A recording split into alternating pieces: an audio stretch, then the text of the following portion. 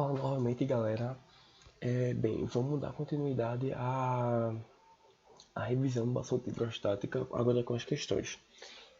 Gostaria de pedir, primeiramente, que quem não assistiu a primeira parte da revisão com os conceitos teóricos, dê uma olhadinha lá, porque vai ajudar muito a entender a resolução dessas questões. Vamos lá para a primeira questão. Essa primeira questão não necessariamente é do assunto totalmente de hidrostática, mas ela vai trazer para a gente justamente a diferença dos conceitos de densidade e massa específica que a gente viu no início da primeira parte da revisão. Vamos lá. Um cubo oco de alumínio apresenta 100 gramas de massa e volume de 50 centímetros cúbicos. O volume da parte vazia é de 10 centímetros cúbicos.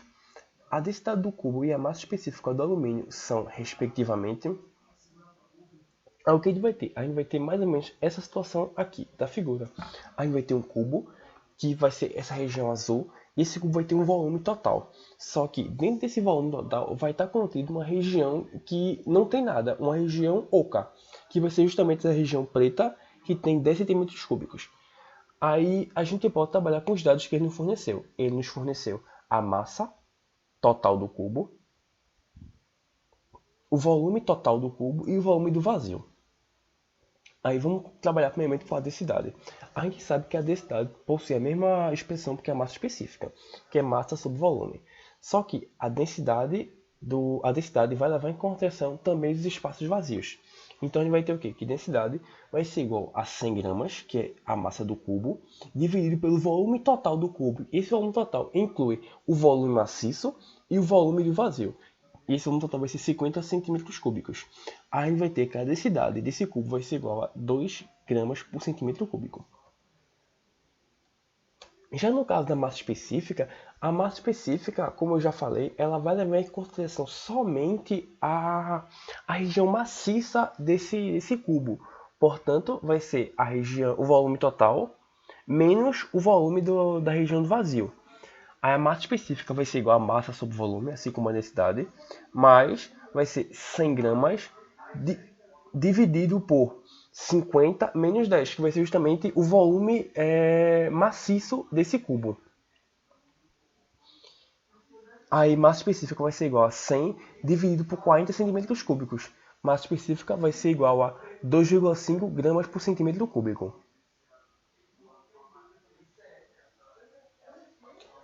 Essa segunda questão eu achei bem interessante e trouxe para vocês. Ela vai retratar o conceito de pressão. Aí vamos lá. Em uma competição esportiva, um halterofilista de 80 quilos, levantando uma barra metálica de 120 quilos, apoia-se sobre seus pés, cuja área de contato com o piso é de 25 centímetros quadrados. Considerando a densidade igual a 10 metros por segundo quadrado e lembrando que a pressão é o efeito produzido por uma força sobre uma área, e considerando que essa força atua uniformemente sobre toda a extensão de área de contato, a pressão exercida pelo halterofilista sobre o piso em Pascal é de... Bem, a gente vai ter mais ou menos a situação dessa figurinha aqui. A gente vai ter um halterofilista que vai levantar super forte um peso e ele estando apoiado no chão. Aí eu trouxe só para exemplificar ainda mais a questão, trouxe essa outra figurinha aqui, que vai resumir o que vai acontecer. Vai ser a aplicação de uma força em uma certa área. Que área vai ser essa? Essa área vai ser justamente a área de contato dos pés do halterofilista com o piso. E essa força vai ser provocada pelo quê?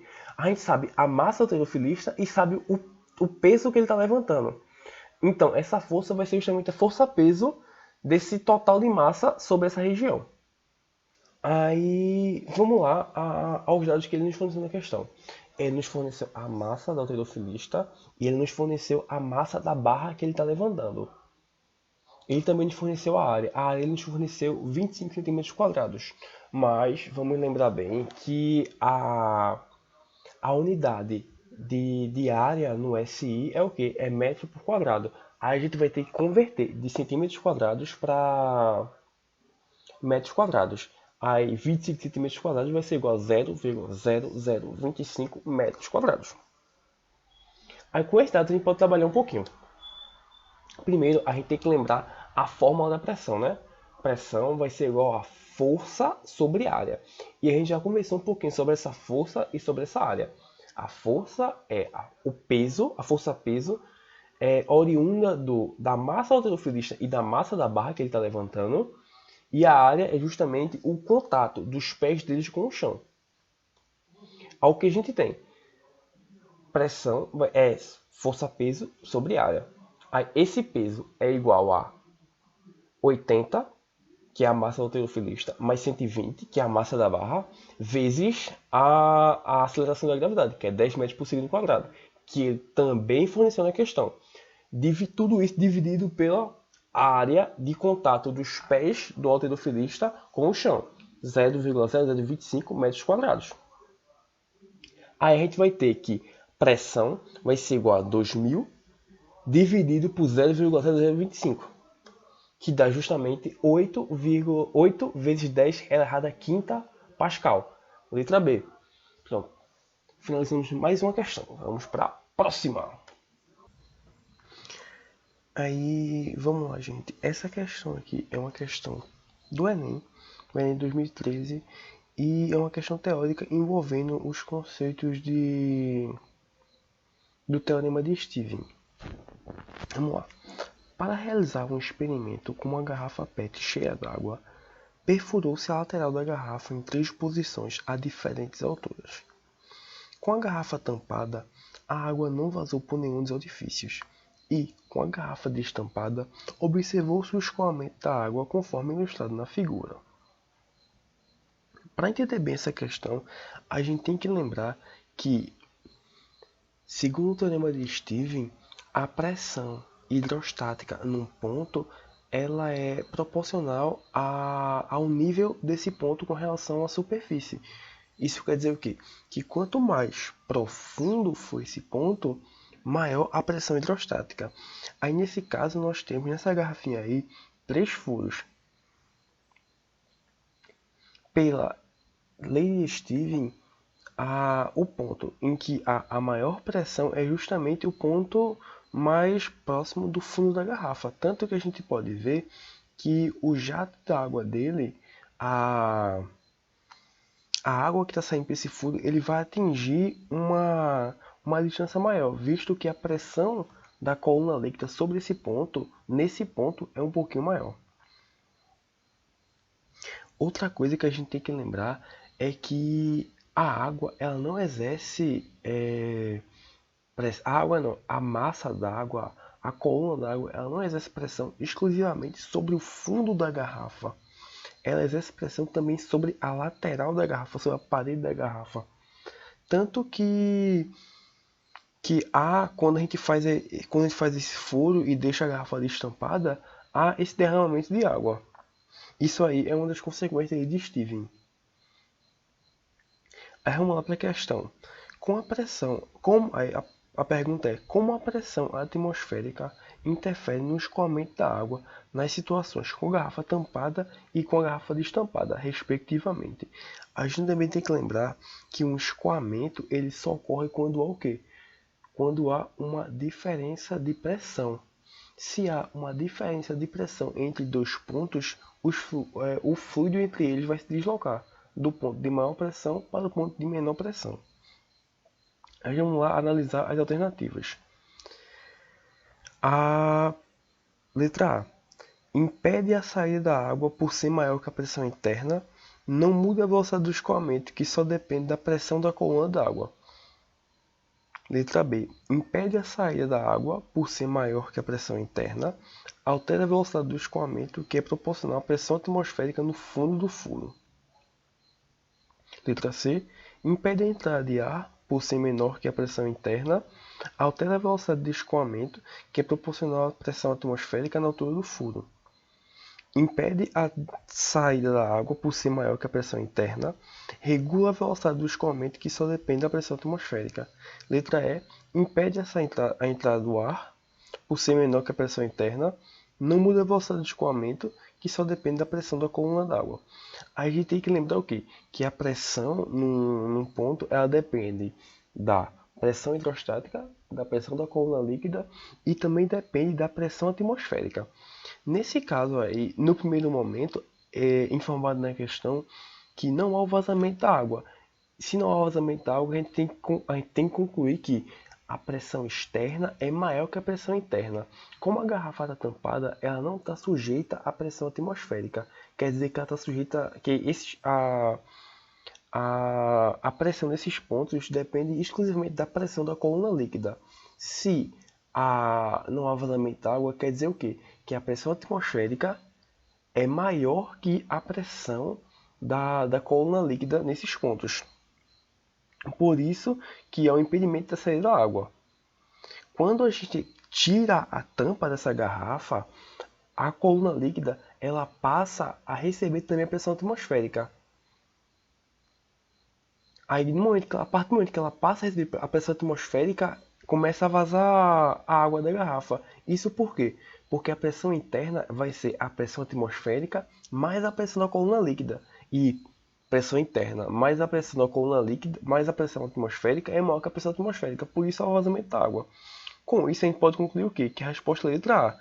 A pressão atmosférica ela impede a saída da água, por ser maior que a pressão interna, não muda a velocidade de escoamento, que só depende da pressão da coluna d'água.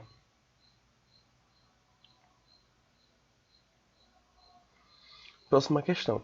Essa questão aqui vai ser uma questão de pressão hidrostática exercida por uma coluna d'água. Ela é da AMAN.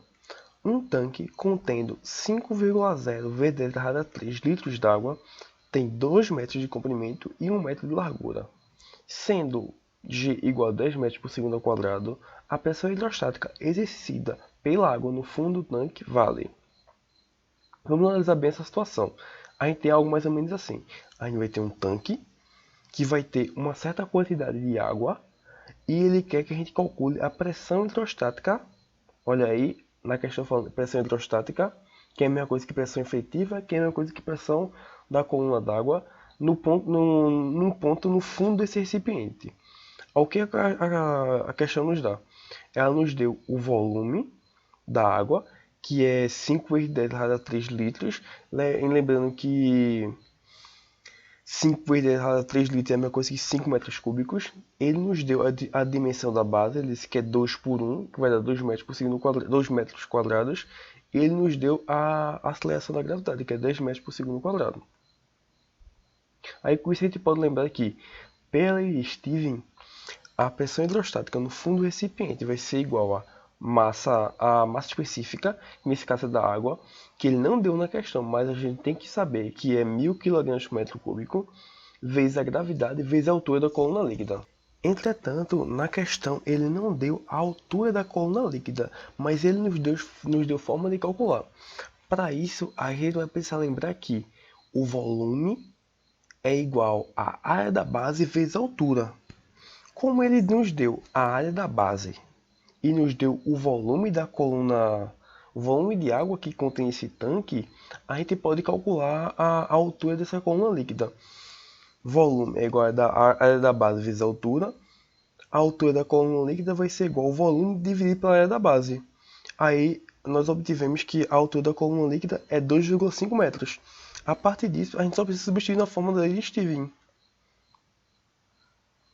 1000 kg por metro cúbico vezes 10 vezes 2,5 e nós chegamos à pressão hidrostática exercida no fundo desse recipiente, desse tanque, que vai ser igual a 2,5 vezes 10 elevado a 4 Pascal. Aqui nós temos mais uma questão que vai envolver a lei de Stevens. Aí vamos lá. Em um recipiente de formato em um recipiente em formato de U foram colocadas determinadas quantidades de água e óleo. Após haver equilíbrio no sistema, as alturas das colunas de água e óleo a partir de um determinado referencial foram determinadas, sendo 100 mm para o óleo e 70 mm para a água. Sabendo que a densidade da água é 1000 kg por metro cúbico, determinar a densidade do óleo em kg por metro cúbico. Aí, vamos lá. A partir dessa figurinha a gente tem mais ou menos o sistema que a gente tem. A gente tem uma mistura, abre aspas, mistura, água e óleo. que está em equilíbrio. Aí, o que a gente precisa fazer? A gente precisa lembrar que a Pereira-Steven, independente da área, líquidos em equilíbrio em um determinado ponto, eles têm a mesma pressão. Aqui eu tracei uma altura que é justamente na interface entre o óleo e a água como uma referência para a gente tomar e calcular a pressão nesse ponto. Para tomar como referência e calcular a pressão nesse ponto. Visto que os dois líquidos estão em equilíbrio, Pereira-Steven, a pressão exercida pela coluna líquida nesse ponto seria igual à pressão exercida pela coluna de óleo nesse mesmo ponto. Ao que nós temos? A gente tem que lembrar que a altura da coluna de óleo é 100 mm e que a altura da coluna de água é 70 mm. Aplicando a lei de Steven, a gente tem que, primeiramente lembrando, né, que pela Steven a pressão hidrostática é μgh. Aí aplicando, a gente chegaria aqui a massa específica da água vezes a gravidade vezes a altura da coluna d'água seria igual a massa específica do óleo vezes a gravidade vezes a altura da coluna de óleo. Dos dois lados da equação de gravidade a gente pode cortar. A gente pode isolar a massa específica do óleo e calcular esse valor, chegando a um valor de 700 kg por metro cúbico. Novamente lembrando que isso na primeira parte dessa aula, que em níveis iguais, independente do formato da superfície do recipiente, a pressão naqueles pontos serão os mesmos. Isso é uma definição muito importante de Steven que vai ajudar muito na resolução de várias outras questões. Vamos para a próxima. Essa aqui é outra questão do Enem. E ela é bem interessante, pois tem um texto muito grande, mas a resolução é bem simples e a gente pode, com a prática, ir avançando mais rapidamente nesse tipo de questão. Vamos lá, é em 2013. Para oferecer acessibilidade aos portadores de dificuldade de locomoção, é utilizado em ônibus e automóveis o elevador hidráulico. Neste dispositivo é usada uma bomba elétrica para forçar um fluido a passar de uma tubulação estreita para outra mais larga, e dessa forma acionar um pistão que movimenta a plataforma. Considere um elevador hidráulico cuja área da cabeça do pistão seja 5 vezes maior do que a área da tubulação que sai a bomba. Desprezando o atrito e considerando uma aceleração gravitacional de 10 metros por segundo quadrado, deseja-se levar uma pessoa de 65 kg em uma cadeira de rodas de 15 kg sobre a plataforma de 20 kg. Qual deve ser a força exercida pelo motor da bomba sobre o fluido para que o cadeirante seja levado com uma velocidade constante? Vamos esquematizar nosso problema. Primeiro, para quem nunca andou de ônibus, o elevador hidráulico é mais ou menos assim. E nós temos mais ou menos a seguinte conformação. Lembrando que, pelo princípio de Pascal, quando eu aplico uma pressão sobre um fluido, essa pressão ela se distribui igualmente ao longo de todo o fluido. A gente utiliza esse princípio de Pascal da transmissão de movimentos através de um fluido. Aí nesse caso, qual vai ser a esquematização do problema? Eu vou aplicar uma força F1 na região A1. Aí essa força ela vai ser transmitida, essa pressão que eu estou exercendo sobre esse óleo vai ser transmitida em todo o óleo e vai exercer uma força na região A2 que vai, por consequência, elevar a plataforma do elevador hidráulico. Vamos aos dados que ele nos forneceu na questão. Ele nos disse que a massa da pessoa é 65 kg, a massa da cadeira de rodas é 15 kg e a massa da plataforma é 20 kg. Ele nos deu a aceleração da gravidade e outra coisa muito importante que ele nos forneceu é que a área da plataforma é 5 vezes maior que a área da tubulação em que o óleo está sendo percorrendo. Isso é muito importante para facilitar os seus cálculos. Aí vamos lembrar que, pelo princípio Pascal, a pressão se distribui igualmente ao longo de todo o fluido. Então, a pressão no ponto 1 vai ser igual à pressão no ponto 2. Lembrando que pressão é igual a força sobre área. Então, a pressão no ponto 1, F1 sobre A1, vai ser igual a pressão no ponto 2, que é F2 sobre A2. nós temos que no, na, na, na área 2, qual é a força que vai estar agindo nessa área? Vai ser justamente a soma das massas da pessoa, da cadeira e da plataforma. Vai ser o quê? Vai ser uma força-peso. Aí vai ser 65 mais 15 mais 20 vezes a aceleração da gravidade. Além disso, ele nos forneceu a questão que a área 2 é 5 vezes maior que a área 1. Então, ele vai poder cortar a área 1. A gente vai ficar aqui, F1 vai ser igual a 100 kg vezes 10 sobre 5. F1 vai ser igual a 200 N. Isso quer dizer o quê? Que eu preciso aplicar uma força de 200 N na região A1 para que eu consiga elevar uma pessoa de 65 kg numa cadeira de rodas de 15 kg numa plataforma de 20 kg. Essa é uma questão que pode parecer bem simples, mas que é muito, muito comum e que vocês vão se deparar muito, muito, muito mesmo quando vocês estiverem estudando nas questões do vestibular. Vamos lá. Mais uma questão do Enem agora. Essa questão aqui, ela vai ser sobre empuxo. Essa é do Enem de 2011. Vamos lá. Em um experimento realizado para determinar a densidade da água em um lago, foram utilizados alguns materiais conforme ilustrado. Um dinamômetro D com graduação de 0 N a 50 N e um cubo maciço e homogêneo de 10 cm de aresta e 3 kg de massa. Inicialmente foi conferida a calibração do dinamômetro, constatando-se uma leitura de 30 N quando o cubo era preso ao dinamômetro e suspenso no ar. Ao mergulhar o cubo na água do lago até que metade do seu volume ficasse submersa, foi registrada a leitura de 24 newtons no dinamômetro. Considerando que a aceleração da gravidade no local é de 10 metros por segundo, a densidade da água do lago em grama por centímetro cúbico é... Vamos lá. Primeiro vamos entender o que é o dinamômetro. O dinamômetro é um equipamento que a gente utiliza para medir a força. Uma força sobre um determinado corpo, um determinado objeto. Ele geralmente não, ele é bem parecido com aquelas balanças que a gente encontra em feirinhas, em que a gente pendura uma sacola, ou pendura um objeto e ele nos dá o peso. Ele nos dá a massa, no caso.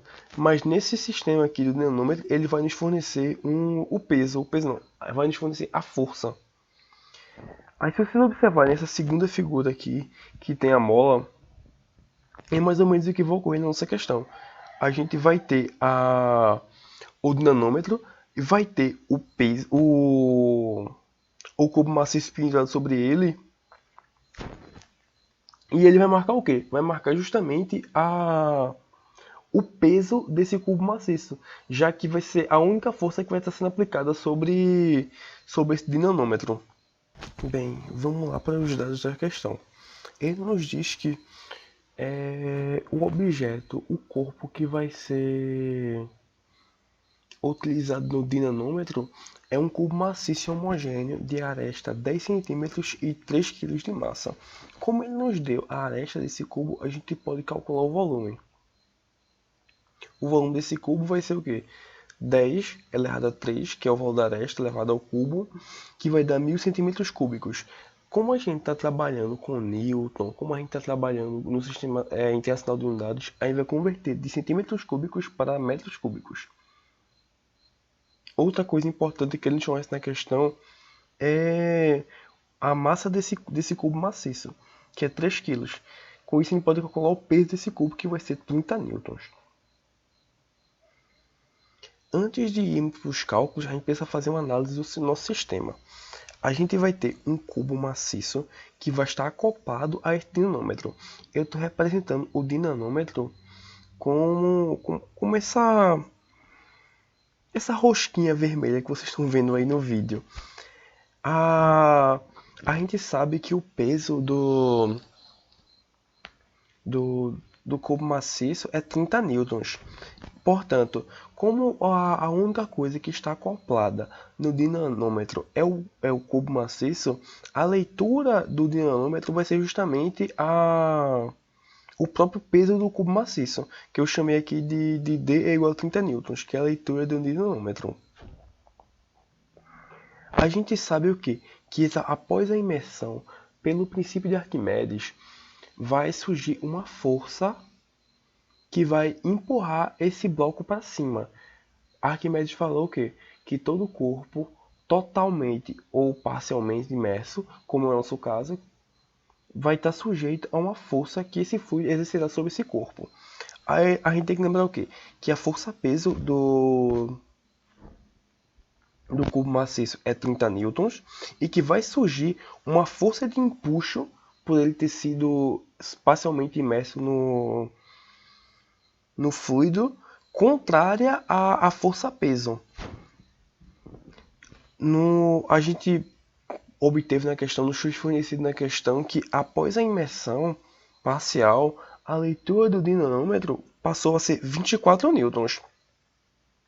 Com isso, a gente pode lembrar que a força resultante sobre esse corpo vai ser o quê? Vai ser justamente o peso desse corpo menos a força de empuxo. Como a leitura do dinamômetro após a imersão é 24 newtons, quer dizer o quê? Que a força resultante sobre esse corpo é 24 newtons.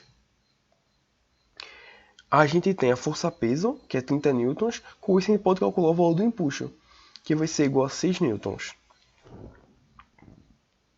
Novamente, lembrando do princípio de Arquimedes, que o empuxo é igual à massa específica do fluido, eu sempre vou enfatizar isso, a massa, o que entra na forma do empuxo é a massa específica do fluido, vezes o volume do fluido deslocado, vezes a gravidade.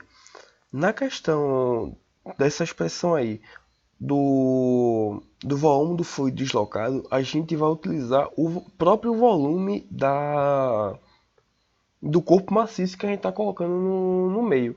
Mas a gente tem que lembrar do detalhe que, na questão, ele nos disse que o cubo ele não foi totalmente imerso, ele foi apenas parcialmente imerso.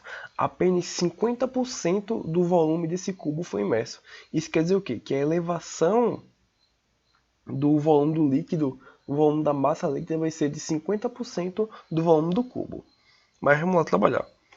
A gente vai ter o quê? Que o empuxo, que a gente já calculou como 6 newtons, vai ser igual à massa específica do fluido, que é o que a gente quer calcular, vezes esse 0,5 aí é para representar que apenas 50% do volume do corpo maciço foi imerso, vezes a aceleração da gravidade. Fazendo esse cálculo aí, a gente vai chegar no valor para a massa específica do fluido de 1.200 kg por metros cúbicos. Mas, na questão, ele pediu a massa específica em gramas por centímetro cúbico. Aí, lembrando daquela regrinha que eu falei para vocês de conversão, se eu tenho quilogramas por metro cúbicos e quero converter para gramas por centímetro cúbicos, eu faço o quê? Eu apenas divido por 1000. E chegamos ao fim da questão. Vamos para mais uma. Vamos para uma teórica agora. Durante uma obra em um clube, um grupo de trabalhadores teve de remover uma escultura de ferro maciço colocada no fundo de uma piscina. 5 trabalhadores amarraram cordas à escultura e tentaram puxá-la para cima, mas sem sucesso. Se a piscina for preenchida com água, ficará mais fácil para os trabalhadores removerem a escultura, pois... Vamos lá. Letra A. A água exercerá uma força na escultura proporcional à sua massa e para baixo. Essa força se somará à força dos trabalhadores. Essa força se somará às forças que os trabalhadores fazem para anular a ação da força-peso da escultura. Vamos lá. A gente viu que, pelo princípio de Arquimedes, que todo o corpo totalmente ou parcialmente imerso num fluido, ele vai surgir sobre ele uma força de empuxo, que é o que? É contrária à força-peso. Se a força-peso é para baixo, a força de empuxo é o quê? É para cima. Então a gente já sabe que a alternativa A está incorreta. Letra B. A escultura ficará com um peso menor. Dessa forma, a intensidade da força necessária para elevar a escultura será menor. Obviamente que não, né, gente? O peso da escultura não vai se alterar. O peso da escultura só iria se alterar se a massa fosse alterada ou a gravidade, né? E nesse caso, nenhuma dessas duas possibilidades existem. Letra C. A água exercerá uma força na escultura para baixo e esta passará a receber uma força ascendente do piso da piscina. Essa força ajudará a anular a ação da força-peso da escultura. Obviamente que não, né, gente? A gente já viu que a força de empuxo exerce uma força para cima na estátua. Letra D. A escultura flutuará. Dessa forma, os homens não precisarão fazer força para remover a escultura do fundo. Vamos lá. A gente já viu que quando a gente trabalha com a relação peso e empuxo, que um objeto ele só vai flutuar quando a força de empuxo for maior que a força peso. Mas a gente tem que lembrar que a escultura foi feita de ferro maciço e o ferro é muito, muito mais denso que a água. Portanto, a escultura não vai flutuar. Por último, a letra E, que a gente já sabe que é a resposta correta, mas vamos analisar. Vamos lá, ponto a ponto. A água exercerá uma força na escultura proporcional ao seu volume, correto? A gente tem que lembrar que a expressão do empuxo é D, que é a densidade do fluido deslocado, vezes V, que é o volume de fluido deslocado, que obviamente é proporcional ao volume da escultura, e vezes a gravidade, né? Quando é que eu tava? A água entra na força na escultura proporcional ao seu volume e para cima, obviamente. A gente viu que a força de empuxo é uma força que vai se contrapor a força peso do corpo, então vai ser uma força sentido contrário. Essa força se somará à força que os trabalhadores fazem, justo, já que os trabalhadores estão tentando tirar a escultura do fundo da piscina, podendo resultar em uma força ascendente maior que a força peso da escultura. Que esse é o objetivo, né? A gente está enchendo a piscina com água para que surja uma força de empuxo sobre essa escultura, para que, somada à força peso, a força que os trabalhadores estão exercendo, eles consigam levantar a escultura e tirar da água. A resposta vai ser a letra E.